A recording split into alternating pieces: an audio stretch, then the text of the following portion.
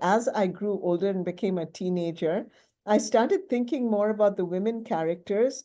And Mhm. I was like, well, you hear about them, but you don't hear from them. When Yeah. you're writing about someone, a character, I at least have to feel that character from the inside. The stories of Draupadi and Sita, so much of what they were going through, uh, those are things that we are still going through. And we can relate to them, we can learn from them, we can sympathize with Yeah. them.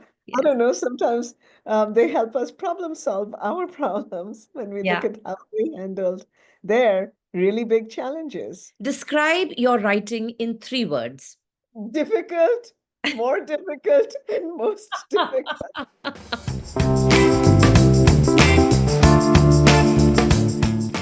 Hi, Chitra, and welcome to the About Her show. This is a show where we get trailblazing women to share the story of their lives with us, to tell us about their struggles, successes, ups and downs, all of that, so that not only do they get a platform to showcase themselves, but they also give us an opportunity to inspire other women. Women who have dreams, ambitions, but for some reason have not been able to follow them. And then we also get men on the show, men who champion such women. Now, where you are concerned, Chitra, it's an absolute honor and pleasure to have you on the show. And there are 2 reasons for this. First is, of course, as I had mentioned already, that I'm a huge fan of yours and I've been reading your books, I don't know for how many years. And second is that your books are women centric. Your women characters are strong, courageous, resilient, and that resonates so well with what About Her stands for. So it was a dream for me to get you on the podcast. I mean, ever since I started this. So a very, very warm welcome to you. Thank you so much, Sangeeta. It is absolutely my pleasure to be on your show Thank, and to talk to you. thank you so much.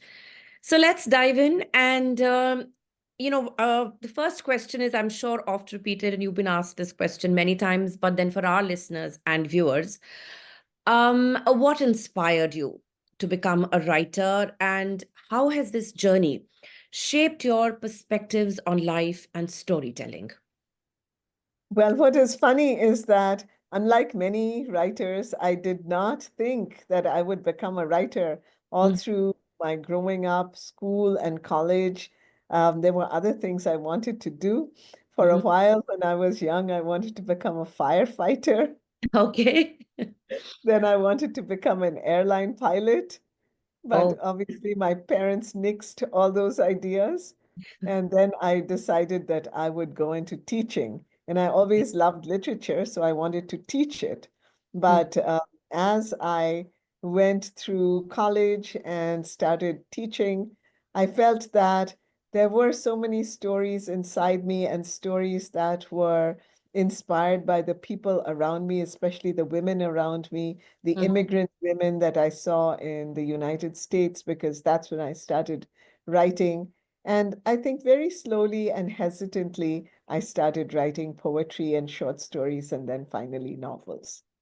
Okay, okay. So how did this shape your perspective on life and, generally? Well, one of the things that I realized is that, at least for me, in order to be a writer, I had to observe very carefully. So I learned how to observe, I learned how to listen to people, and I learned how to be empathetic. Because when you're writing about someone, a character, I at least have to feel that character from the inside. And this is not only true of my heroines, but also my villains. I Mhm. really have to understand them so that they become alive for readers as well. So I think that was a big lesson to listen, to watch, to observe, to understand that everybody has their story, everybody has reasons why they do what they do. I think that really helped me create complex characters, as in my early novels, like Sister of My Heart or Mistress of Spices. It really made me, delve into character, and characters have always been at the heart of my writing ever Yeah, since. absolutely. I know. And these characters, and when you read about their struggles and challenges, I think most of the times you can relate to them, because I think even though, we may be living in different times, I mean, even if we look at some of the mythological characters, the struggles that women face, they haven't really changed. I mean, we've progressed in many, many ways, but there are still so many things that resonate with, the modern reader. So yeah. I'm very glad to hear you say that, because that was the whole reason why I wrote books like Palace of Illusions and Mm. Forest of Enchantments, in which Draupadi and Sita are telling their own stories.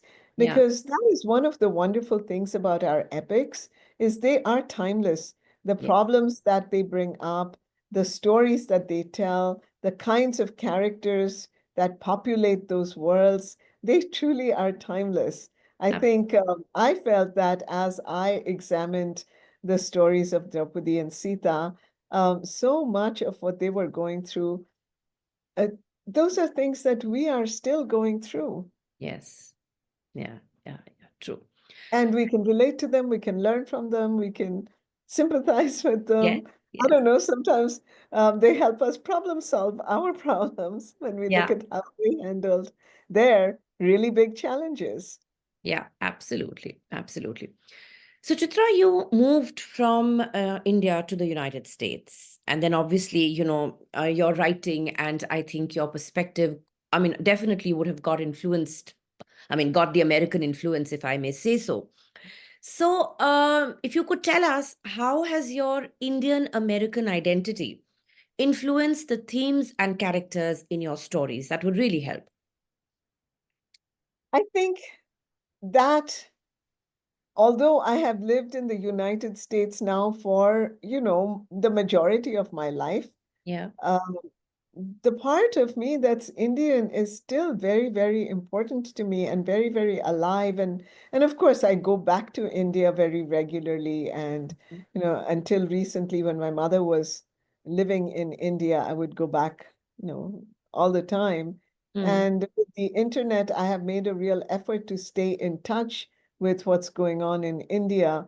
Mm-hmm. So those concerns are central to my writing. When I write a novel like Independence, which is about the freedom struggle as seen through the eyes of three sisters in Bengal, Mm-hmm. I'm very much like living it, understanding the importance of it in today's India.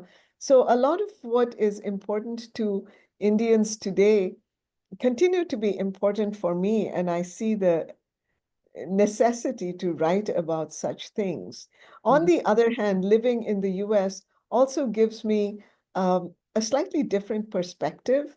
In some ways, I understood India a lot more when I moved a little away from it. It's like Mm-hmm. I could see it more clearly. Sometimes when we are right in the middle of something, we can't see it as well. Yes. When I lived in India, I just took everything for granted. I never questioned anything. Mm. So I think living away from India has made me at once appreciate many things about India, which I took for granted, but it's also made me question things that I never questioned before, especially dealing with the position of women, the challenges of women. I think I became much more aware of those things when I moved away. I think you're so right. When you move away, you tend to become more objective about things.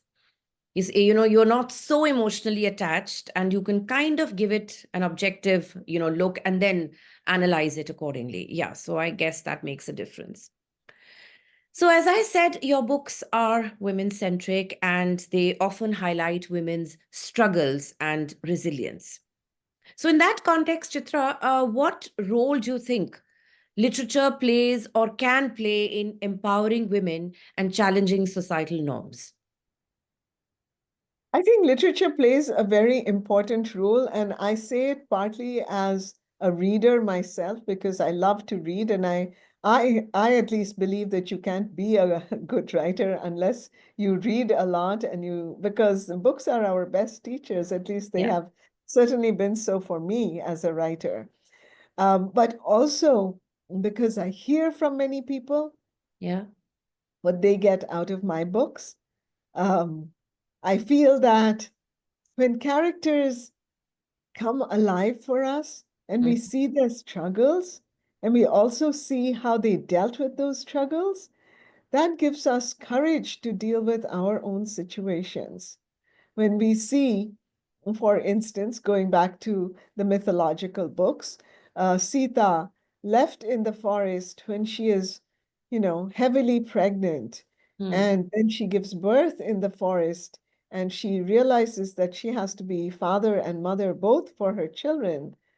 Well, that's such a big challenge which she faces with so much courage Hmm. that it inspired me. It made me think, okay, well, I can face my troubles too. I can find strength inside myself, just like Sita did. And that's one of the reasons why I wanted to tell her story. But I cannot tell you how many people, how many women have written to me and said, I've been inspired by what you wrote. It made me think differently. It made me think that I too can survive, that Hmm. I am a survivor just like Sita. I too can decide when I'm not going to compromise anymore. So I think, books give us so much strength. Yeah. They have the capacity of giving us a lot of strength. And that's kind of been my experience, both as a reader and as a writer who hears from readers. Hmm. You're so right, actually, like as we, spoke earlier also. And I also believe that, no matter what age or stage, women can relate to each other because I may be going through a struggle today. You may have gone through it a few years earlier, and Sita even earlier than that, or whatever. And, women coming in the future as well. It's just the age and stage which matters, but otherwise we can relate to, a lot of struggles and challenges that we face. And definitely when we read about them, we do get inspired and encouraged to deal with them in that way. So, like you'd mentioned, I mean, you bring out, reimagine mythology in modern light. So you are talking about Sita, you're talking about Panchaali, or you're talking about, Maharani Jindan Kaur. So these are all characters from the past which you have brought into the present. So again, if you could, explicitly tell us your views on why you think these ancient stories, especially, Sita and Draupadi, they continue to resonate so strongly with contemporary readers. I think they continue to resonate because these women are facing challenges and they have to reach inside of themselves to find courage. Hmm. And a lot of times, the kind of challenges they face, if you look at the essence of those challenges, in essence, they're not different from what we are facing, Hmm. right? Um, is it, is this happening where the patriarchal society is saying no to them, saying you can't do this? Hmm. It happened then and it happens now. I'll give you an example since you brought up the last queen. Hmm. So Maharani Jinda, her husband, Maharaja Ranjit Singh, who was a great ruler, dies. And the courtiers are like, okay, this is a woman. We Yeah. can take advantage. They're like, okay, your son will sit on the throne. You can just stay in the women's quarters in the Zanana. Hmm. And Maharani Jinda says, no way.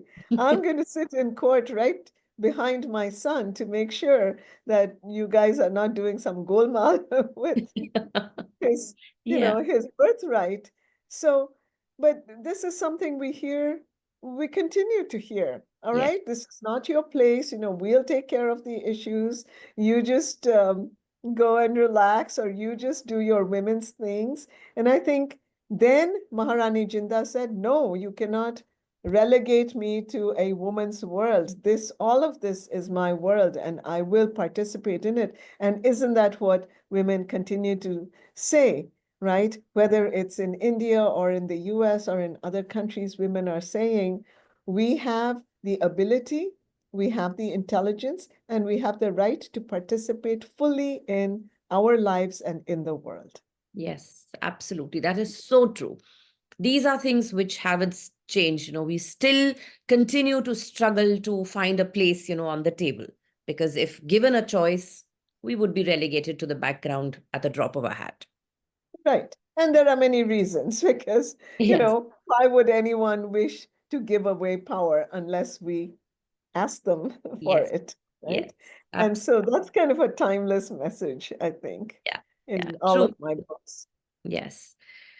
So, Chitra, the Palace of Illusions, I mean, if we specifically come to this book, now this is, as I see, and I'm sure all readers see, is a fresh take on a beloved epic.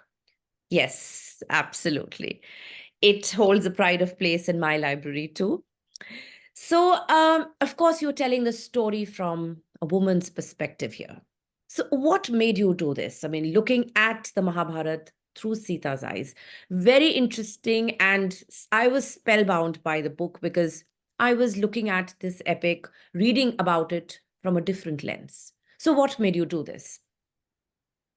Well, I have known the story of the Mahabharata since I was a little girl because my grandfather was a great storyteller. And even when we cousins were very young, maybe like 8 years old, 9 years old, he would tell us the stories of the Mahabharata. And I became fascinated by those stories. But as I grew older and became a teenager, I started thinking more about the women characters. And Mhm. I was like, well, you hear about them, but you don't hear from them. Yeah, yeah, I yeah, don't know what Kunti is thinking or Draupadi is thinking, but they are such fascinating women. I'm sure they were thinking a lot about the things that were going on around them and happening to them, and they wanted to influence what was going on. And in fact, they did influence, but we don't get that. yeah, The original epics are very male-centric. In yeah. fact, once I did some research into this, and I found that the number of pages given to the women is less than the number of pages given to all the astras, Oh that my God. all the weapons that the men are Okay. using. Hmm. So I was like, huh, all right. Well, but I want to know what were the women thinking because I felt that that's very important. So I said, I'm going to rewrite the story from the point of view of a woman, and she's going to be at the center of the story. It's going to begin with her birth, it's going to end with her death, and it will be how she sees life and the world and her role as a woman. It will be her conflicts, her struggles, and also her joys and Hmm. her accomplishments, right? Because especially the thoughts of women, Yes, those were not given to us. yes, yes, yes. The motivations, those were not given to us. So I Right. wrote this book, and now, it's been 15 years since Palace of Illusions came Wow. out. Wow.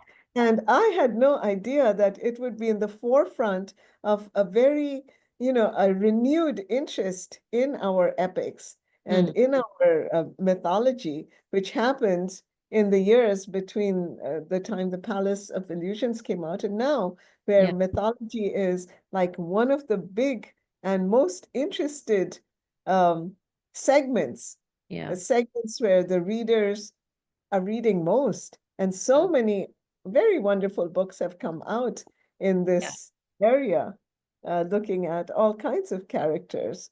So I had no idea. I was just writing the book that I was most interested in writing. I had no idea if people would even like it. But I am very thankful that they continue to do so. Oh, And they even love today, it. They love it. you And in know, fact, in that sense, I think you broke a stereotype by looking at something that we had been reading for such a long time from a different perspective. The lens changed and the story changed for me. You see, nobody had thought of doing it. So obviously, this was a big stereotype, because like you said, everything was male centric. So when you yes. continue to look at things from one perspective, you never get to see or get to understand the other perspective. And I think this was really commendable. And of course, you inspired so many other, and now, of course, you see these kind of stories and these kind of perspectives. Now they're there everywhere. So I think it was a And pretty I'm very glad. I'm very glad that we are looking at these stories from a different lens, yeah. from the woman's perspective or from the perspective of a minority character. It's Mhm. very healthy to have Yes. all of these different viewpoints. Yeah. And, it just only brings out the richness and complexity of the original story. Yeah. Yeah. So similarly, Sita in the Forest of Enchantments. Now, Sita is always seen as an ideal but a submissive figure. someone who was kind of lorded over, or, she listened to her husband, and, and even when she's referred to in normal life, it's always, sacrificing and giving up everything. So not a very, strong person, in fact, not having a will of her own, if I may say so. So when you wrote about her in this book, you gave her a strong voice, a very strong voice. So when you did that, what were you hoping your readers would take away from her perspective? Well, the first thing I wanted readers to understand is that how down the ages her character has been maligned, really. Yeah. Mm. That she is not like that. When I read, and I always felt that she wasn't, that, you know, when our elders kind of blessed us saying, be like Sita, and what Yeah. they meant is don't make waves, just, be obedient, be Yes. quiet. I was like, really? I don't want to be like that. But Mm. then when I analyzed the story on my own, I saw she wasn't like that. Mm. Valmiki has not made her like that. I don't know how and when exactly the narrative started changing, Yeah. um, but and became such a patriarchal narrative. But if you look at Valmiki, look at how strong she is. She is the one who says, I'm going to go to the forest with you, Ram. Ram is like, please just stay in Ayodhya, take care of the in-laws. He's Yeah. like, no, are you kidding? I love you. I want to be by your side. I'm going with you. And he cannot stop her. He Yeah. doesn't stop her. He doesn't want to stop her. And I Mm. think that also shows an equality in that relationship that Yeah. we seem to have forgotten down the ages. Look Yeah. at when she is abducted by Ravan. She has such a strong personality that he never does anything against her. He Mm. could have done many things to violate her, but Mm. he's very respectful, Mm. keeps her in the Ashok garden. And yes, she's guarded, she's a prisoner, but he never does anything harmful to her, right? Mm. He respects her. And then, as I was saying, when she's left in the forest very unfairly Mhm. as a pregnant, heavily pregnant woman, she doesn't break down and say, oh my God, what am I going to do? My life is over. She's like, no, my job is to take care of these children. I'm Mm. going to bring them up, really well, the best I know how to. And she pulls herself together and she does it. Those are three examples. And the final example, when Ram says, please, just go through one more Agni Pariksha so the people of Ayodhya will be satisfied. And then we can all be together, the children, me, you as a family. And she loves her children. She loves Ram also. Yeah. Yeah. Yeah. She says, no, that Mm. is not right for you to ask me to do that. I refuse to go through another Agni Pariksha, right? How Mm. much strength that Yes. takes. Do Yes. we forget that? We're only seeing her as meek and mild, and Yeah. in Yeah. pictures, she's just between Ram and Lakshman. She's kind of in the middle, being protected by them. That has become, sadly, the narrative of Sita. And I just wanted to go back to the original and correct it. And that Yeah. was one of my big um, reasons for writing this book. And one of the things I really believe is that for a woman to be respected, it's not like men need to be disrespected. No. No. That's a whole other narrative. I'm not interested in that narrative. Mm. So Ram is a wonderful character. He's complex. He will do some right things and do some wrong things. Everybody does that. Yeah. Yeah. But Sita's greatness doesn't depend on him, Ram, being put down in any way. That Absolutely. is not my narrative. Draupadi's greatness and her courage and her, I don't know, her dynamic character doesn't depend on the Pandavas being put down. That's a whole other story, right? I totally agree with this. In fact, I can so relate to it because my platform is called About Her. So I've been asked this question many times, does about her mean against him? So I said, no. Why would you even imagine that? It is just about her. It's actually got nothing to do with putting you down. You are where Exactly. you are, but I'm just trying to bring women also to the same level. So it's not against you at all. So yeah, I think that's very important. This message needs to go through that just because you are looking at things from a different lens does not mean that you're putting down the other gender. That, Exactly. And you said it really well. About her doesn't mean against him. yeah, That's yeah, that puts it exactly very well. Yeah, thank you. So now coming to another one of your characters, which is Maharani Jindan Kaur. Now, she's not someone, if you were to really look for her, you would find a lot of, yes, information about her or history about her. Again, of course, needless to say, I love this book. So, what kind of challenges did you face when you were writing about her? Because I don't think there's so much of documented history available. So, how did you kind of go about, getting information?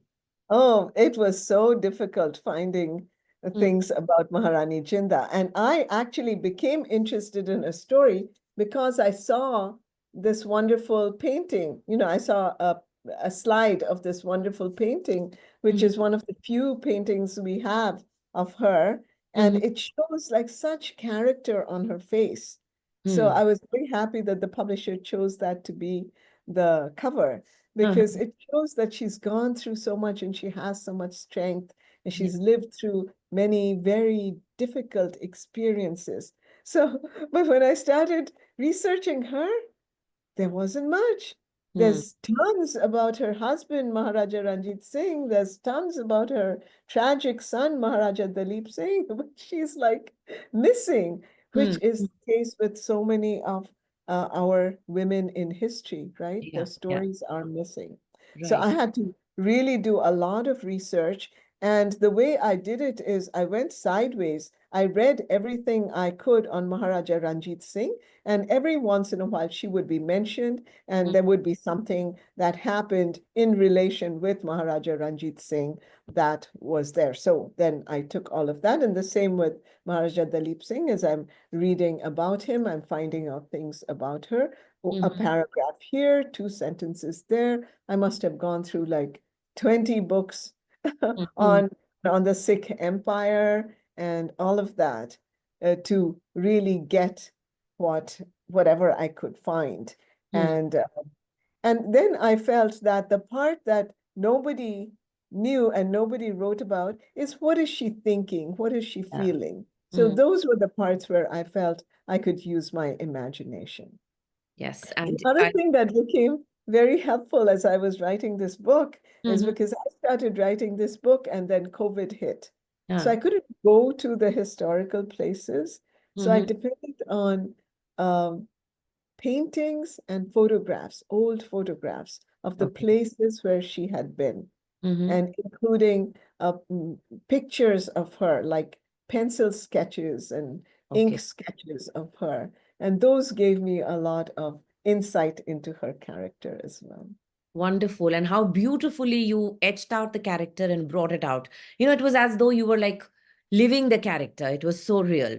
I mean, different times, but like same struggle. So, yes, you really brought it to life. Thank you. Like I said, I think I really had to live her trauma and her tragedies, as well as her, the first part of the novel where Maharaja Ranjit Singh and she fall in love with each Yeah, other. yeah, It's a yeah. very wonderful story. Wonderful. Yes. As you know, she's just the daughter of the dog trainer in the Yeah, palace. yeah, But she's so smart, she's so charismatic that yeah, this great king decides he's going to marry her, yeah, which yeah. is very unusual at that time, right? Yeah, yeah, yeah, yeah. But beautiful, beautiful. So Chitra, when you're writing something, like a heavy, which is emotionally heavy, like something like maybe Before We Visit the Goddess or any of your such books. So is there any specific routine or ritual that you follow or you adopt when you have to write about such emotionally heavy characters or when you have to write such stories? Well, I take a lot of time to think about these characters, and Mm, then I have to find the voice of the character, right? So that, it's like I can hear the character. mm, It's like I can see the character, and only then I can start writing the character. So mhm. that's the first thing, that I have to make a lot of notes. I have, lots and lots of notebooks. I'll show you where Okay. I write by hand things Oh, that I'm doing. okay. As I'm thinking of characters and I'm coming up with questions, I'll write them down and they're right there next to me and I have to figure them out before I can go forward. So Mm, that's like a ritual. Oh. And like I said, I have to hear the character's voice. So sometimes, you know, I'll be like talking aloud to hear the character's voice. Mm-hmm. And when I feel I've got the character's voice, then I can go ahead and write the scene. Okay, So okay. those are a couple of my rituals. And also when I'm writing, you know, I'll keep my door closed and Yeah. but yeah, everyone knows that I'm not to be disturbed when my study door is closed. I mean, Okay. even my Okay. children, when they were little, they Hmm. would come in very quietly, Hmm. and sometimes it would be bedtime. So I'd put a quilt on the floor Hmm. and they would sleep in my study, but they really didn't disturb me. So I have to thank my family a lot Yeah. for, Yeah. you know, enabling me to have that Yeah. time and Yeah. space to write. Yeah, I can so understand. And I can relate to this writing because even I do that. You know, even the questions that I had to ask you, so they are written over here. I haven't, typed them out anywhere. I also like that pen and paper thing. So I like to Yeah, write. there's something between writing and what happens in the brain. I Yes. think, you know, there's, at least for me, there's some kind of deep connection. There is, because, I am actually an educationist. I teach at the university here. So I always tell my students that, it's kind of just gets stuck in your brain when you're actually writing down those words. So if you Mhm, just mhm. type, it's not as impactful. And I also have, I believe that. So when I write down my notes, I actually write them down. So I think that makes a lot of difference. Yeah, Yeah. because if you think about it, human beings have been writing for thousands of years, Yeah. right? Yeah. I think it's kind of, I don't know, hardwired into us to Yeah. write things Yeah. down. Yeah. Yeah. So, life is always, presents us with one challenge or the other. And I'm sure even in your writing career, you must have faced challenges. So, if you were to reflect, look back on your life, what do you think was the biggest challenge that you faced in your writing career and how did you overcome it? Well, I think my biggest challenge was just breaking into the field Oh. because, you know, I started writing, I was teaching full time Mhm. and I was writing, I would stay up late at night and write, and I had no confidence, I had no contacts. I really didn't know how to go about things, and you know, I questioned myself a lot. And here in our immigrant community, Mhm. especially at that time, writing wasn't really a career for us. Mhm. You know, Mhm. you became a doctor, you became an engineer, okay, you became a teacher, that was acceptable, or Mhm. you know, you ran a business. But a writer, people would be like, what exactly do you do? And I hadn't even published anything. So Mhm. but to stay awake on those nights and to write, it took a lot of, I don't know, willpower. And Mhm. I'm just so thankful that I didn't give up. So that was challenge number one, to Mhm. keep going, although there was no support from anywhere outside. My husband was very supportive. He Mhm. said, if that's what you want to do, you know, you keep doing it, don't give up. Mhm. But those early years, I think, were the most difficult ones. And, you know, Yeah. to keep going, to also want to write better. Yeah. So I would rewrite a lot of things. And there wasn't much positive input from anywhere else. So Mhm. I always tell people who come to me and they ask for writing advice, I say, you know, believe in yourself and keep at it. Mhm. Because Mhm. then maybe something opens up at some point. I got my first story published. Mhm. Then a writer saw my work and liked it very much, introduced me to his agent. And then the agent liked my work and took it to New York.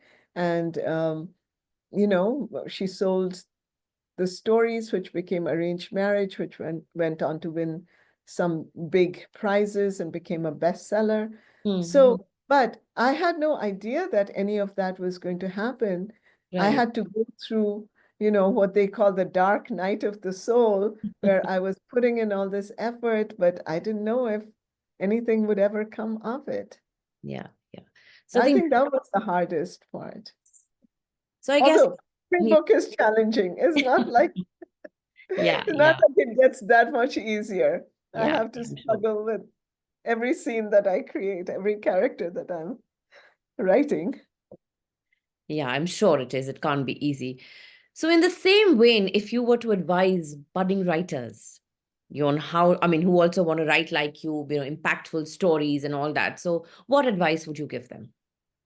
Well, first of all, I would say that what was most helpful for me is that I had read a lot and I continued to read a lot, and I still continue to read a lot because I didn't go through a formal writing program. At Hmm, that point, there really weren't many, and there certainly wasn't any in the area where I was living. hmm, And so books became my teacher. So that's one of the things I tell people. Read widely, read carefully, read like a writer, mm-hmm. read, read an actual book with a Yeah, pen in your hand so you can mark things and then, or you can write down what yeah, you're learning from the book. You can even write down sentences that you like. You will learn so much. true. That's how I learned. And that's one of the pieces of advice I'd give people. I would also say that you have to write regularly. Hmm, You can't say, I'll write today and then I'll write again next month. You have to have, if possible, a daily routine, or certainly, 2 or 3 times a week. You just have to make time. hmm, Um, I I have simplified a lot of things in my life. There's lots of things that I don't do so that I will have more time for my writing. hmm. And that's what I tell all my students, that I tell them, what are you willing to give up out of your life so that you can make space for your writing? Right. Because regularity, it's just something. It's like, when you become a musician, if you don't practice, True, true, true. how are you going to get better? And Right. it's the same for writers. Yeah, yeah, yeah. So, Chitra, when we write, I mean, I also do a little bit of writing. I've written about 65 to 70 short stories.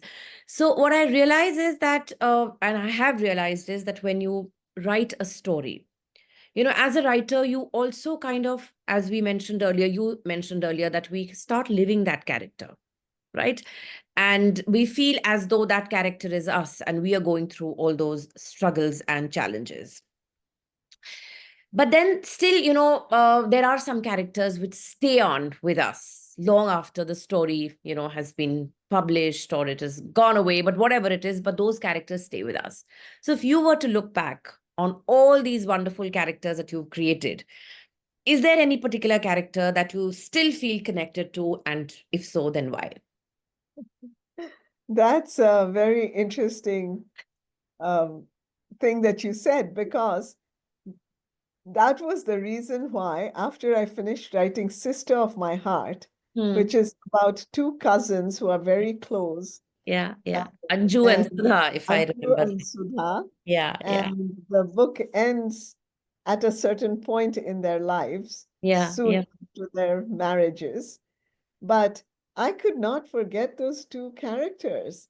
Hmm. And I went on to write another book, but those characters were always in the back of my mind. So I went on and wrote their story again in Yeah. Vine of Desire. I Yes. continued that story, Hmm. and until it came to, a whole arc was complete. Hmm. Hmm. So that was the one time when I felt like, wow, I just can't let go of these characters. They were inside me. Yeah. So, yeah, that's been my one experience. Although, after writing, let's say, uh, Panchaali's story in Palace of Illusions, I've Hmm. certainly thought of writing about maybe another character in Almost. from Mahabharata. Hmm. But yeah, but that was the one time with Sister of My Heart that I just could not let go of those characters. Yes. And two, like, again, very, very relatable characters. I mean, I read both the books, I mean, maybe 10, 15 years ago. I mean, I don't even remember now, but yes, they stayed on. And then I was like, when I read the first one, I wanted to know what happened next, you know? So I I feel, think I think I did too. That's why I had to write their story to figure out what does happen next yeah, to yeah, yeah. both of But them. if I remember correctly, I read both the books back to back. You know, I read one and then I quickly got on to the other one also. So yeah. I'm very glad to hear that. Yes. Well, all your books. What do I say? So, Chitra, so when we write something, and whether it's the beginning of the career, and I'm sure even now, you're always wanting to know how or whether the readers like what you have written, because then you put yourself out there, right? And you want to know, what is it, or is it that the readers like what I have written? So, has there ever been any feedback or any response to your writings that moved you or surprised you? Oh, yes. I mean, I feel, especially after social media became a big thing, I Yes. hear from my readers all the time Mm, and often tell me very moving things about yeah. how my books have helped them through difficult times, how my characters have inspired them not to give up. And, I just feel very, very fortunate Mm, to mm, hearing from my readers all the time. And sometimes readers will say, well, why don't you write about this character or that character? And that yeah, gives me ideas too. I really do sure. listen to my readers a lot when they say, I liked the way you did this thing, but I was bothered by how you did something else. I mean, I take it all into account because I want to know how other people have Right. felt about the books. Did the Mm, books come alive for them? What came alive? Which parts came alive? Which characters came alive? mm, In um, my newest book of fiction, Independence, yeah. there are three sisters, Yes. right, who are going through the 1940s and really learning what freedom and independence means for the country, but also for themselves. Right. And readers have written to me so many times saying, I like this sister the best. Oh, I was so angry when this sister did something, Yeah. and I felt Yeah. very sad about this sister. And Mm. that really helps me because then I know that what I tried to do, it really came across. So, yes, hearing from readers has really been very wonderful for me all through, including, sometimes they'll say, I didn't like that. And then I have to take that as well. Yeah, yeah, yeah. But so that's what it is, no? Because your stories, your characters, they touch people's lives because they are so real. You can understand, you can Oh, relate to them, and that is how you can come back with that feedback. that is my hope. Yeah, And that's why I really always want to hear from my readers because uh, I want uh, I want to know how is the character impacting my readers. yeah, yeah, Are they, is the complexity of the character working? Are my readers able to see the things in my characters that I see in them? That's really important for me yeah, yeah. because if it's not communicating, if the book is Right. not communicating, then the book is not successful. So for that reason, I really like to hear from readers, and I'm so happy, I'm so thankful that many people have read the books carefully Yeah. and they have pointed out even like small details Mm. that they liked in the books. And they'd say, oh, this was so authentic. Yeah, Um, yeah. and I loved, especially when after I wrote Independence, many people wrote to me and said, I shared this book with my mother or my aunt or my father. Mm. And they said, because those were the people who had lived through those years, Yes, yes. right? And it made me so happy when they would come back to me and say, and my mother said, yes, this is exactly how it was. Mm. Those years Mhm. when we were going through the turmoil of the freedom struggle and Yeah, then the wonderful, celebration of independence, but right. also the tragedy of partition. Mm. So hearing back from readers is always important to me. Yes. So you see that's what I'm trying to say, that because your characters are so lifelike, that people, that's why they come back with that feedback also, because if I'm reading something and I can understand, I can relate to it, then I will be having questions also.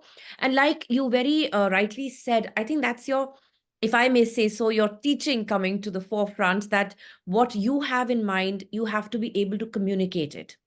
I mean, I may be knowing everything, but if I can't put it across, if I can't communicate that, then it is of no use.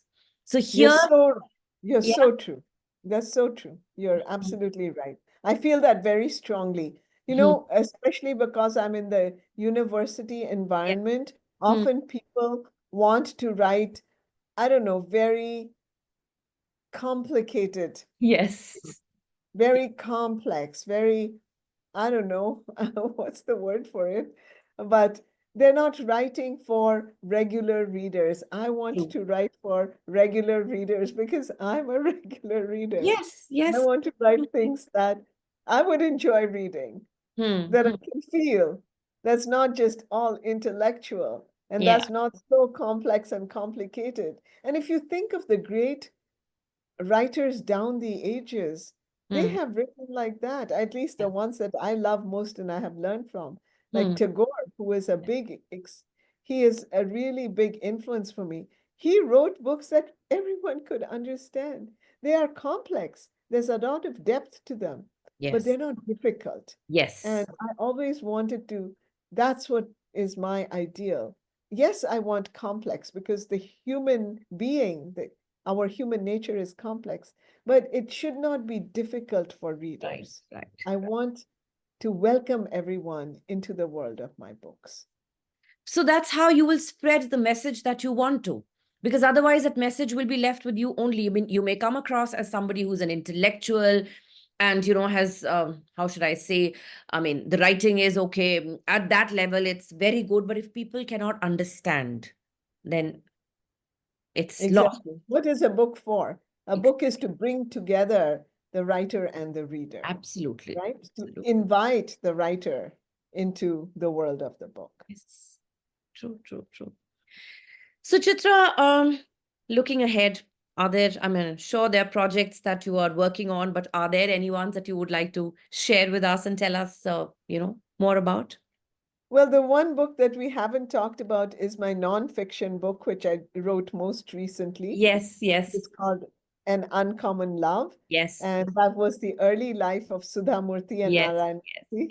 yeah, right. And I really enjoyed that. Hmm. I spent a lot of time with the Murthys, just getting there from hearing from them their stories. Yeah, It's a yeah. great love story. It And is, it is. I know. I read but that. it's also a story of two people with an ideal and a vision and the difficulties of Yes, living yes, with ideals and visions. And how each one of them had to sacrifice for the others. And absolutely. especially Sudhaji, she had to Mm. sacrifice a lot. Yeah, So yeah, I really enjoyed writing that, yes. yeah. So, sometimes when you look at people once they've made it big, you don't understand the struggles they may have gone through. So, this was a great eye opener because that again made them very real and lifelike because you understood that this is what they went through. Today, Exactly. yes, they are a force to reckon with, but it wasn't always like that. It wasn't always like that. And my hope is that as people read that book, they also feel inspired. Oh, look, they started from nothing. They Yeah, faced yeah, all these difficulties. So maybe I can too. I can face these difficulties and surmount them just like they did. yeah. Uh, what are some things they did when they were feeling really low? What are Mm, some things they did in order to overcome? How did they support each other? You right. know? And so I think of that also as a book that will inspire people. I'm sure it will. And what's coming next? I mean, if you have something to do next. Well, I can't announce yet because my publisher hasn't announced, Yes, but I'm I'm sure I working on understand. I'm working on another novel. I'm working very hard on it, and I'm very Okay. excited So about it. something soon?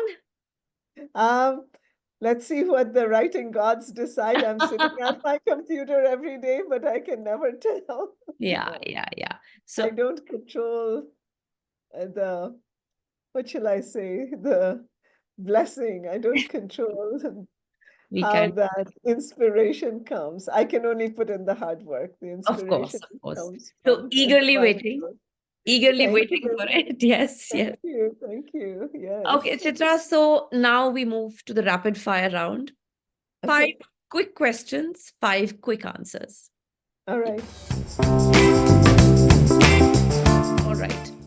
The first one, your favorite character from Indian mythology. I have to say Draupadi. She's Yeah. just been in my heart ever since. All right. Okay. The next one, describe your writing in 3 words. Difficult, more difficult, and most difficult. All right. Okay. That's a good one. All right. The next question. A favorite Indian dish you love to cook or eat? Okay. I love cooking Bengali food. Ah, okay, okay.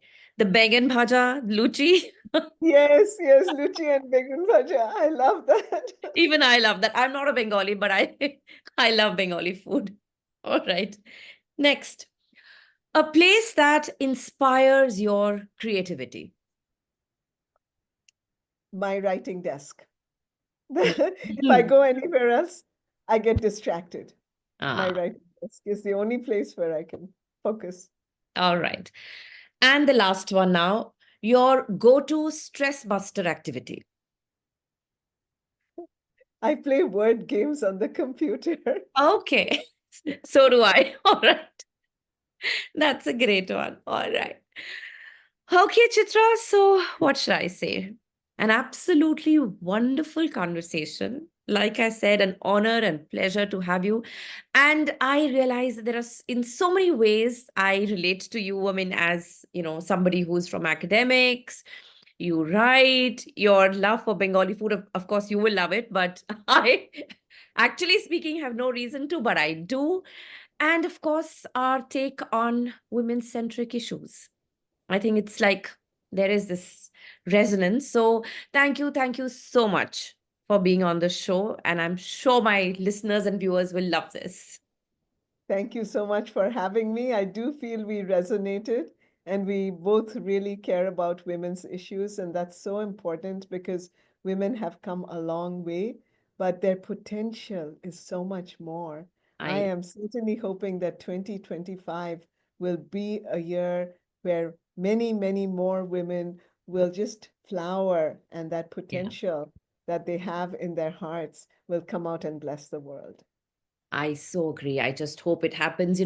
I always say that we are moving on that path, towards some semblance of equality between the two genders, just that the pace is still very slow. And we need to kind of, quicken that, make it happen faster. But yes. So thank Yes, you. Thank you and so everyone, I hope that all of our viewers, male and female, all of our listeners will do what they can because it can only create a better world if yeah. women are given the opportunities that they need and they deserve. Yes. I feel very strongly about this. So do I. So do I. So thank you. Thank you once again. Thank you for tuning in to the About Her show. If you enjoyed this episode, there's plenty more from where that came from. Our previous guests have shared some amazing stories, so be sure to catch up on past episodes. To keep up with our inspiring conversations and to never miss an update, hit subscribe, rate, review, and share the love. Follow us on social media for some great content, and don't forget to check out our website www.aboutherbysangeeta.com for stories that resonate, inspire, and empower. Know a remarkable woman or an inspiring man blazing a trail? We'd love to hear from you. Drop us a note at web.abouther@gmail.com and let's bring their story to life on the About Her show.